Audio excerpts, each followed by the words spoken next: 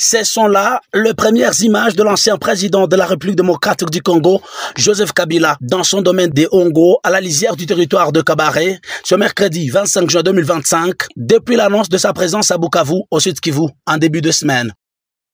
Vêtu à l'anglaise, visage grave et rassurant, Joseph Kabila démarre ses consultations avec les forces vives et sociales du Sud Kivu pour dégager des pistes de solutions en vue de sortir le pays de la crise, surtout dans sa partie est. Autorité traditionnelle, représentant de la jeunesse dans toute sa diversité, mouvement citoyen, le Barza intercommunautaire et la Fédération d'entreprises du Congo, FEC, section Sud Kivu, ont été reçus par le Raïs. C'est ainsi le second round de cette démarche patriotique débutée à Goma il y a un peu plus d'un mois. La paix, rien que la paix dans l'est de la RDC, c'était le seul point sur la table de Joseph Kabila, qui s'est longuement apaisanti sur ces 12 propositions faites au peuple congolais pour mettre un terme à la crise en résolvant ses causes profondes. Nous sommes satisfaits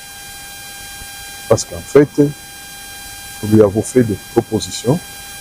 pour que la paix puisse revenir le plus rapidement possible dans notre pays. Nous avons aussi félicité du fait qu'en tant que Congolais,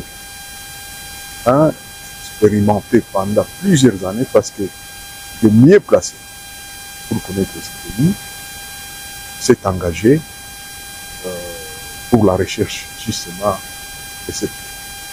Une initiative saluée par tous ces interlocuteurs qui pensent qu'il est enfin temps que les personnalités politiques congolaises se mettent autour d'une table pour résorber cette crise par des solutions authentiquement congolaises. Il a dit qu'il est prêt pour le dialogue et il voulait que les autorités qui gèrent le pays actuellement comprennent qu'il faut qu'on dialogue, et c'est là qu'il a soutenu d'ailleurs le chemin de la SECO et de l'ECC. Tout le monde a été d'accord avec sa proposition et il a dit qu'il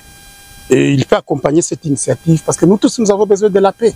Personne ne peut dire qu'il n'a pas besoin de la paix. C'est ainsi qu'il nous a dit que nous-mêmes partout où nous passons et que tout le monde qui a même un numéro d'appeler les autorités au niveau national, qu'ils le fassent pourvu que tout le monde comprenne qu'il est temps qu'on fasse la paix. Parce que sans cela, la RDC risque de disparaître.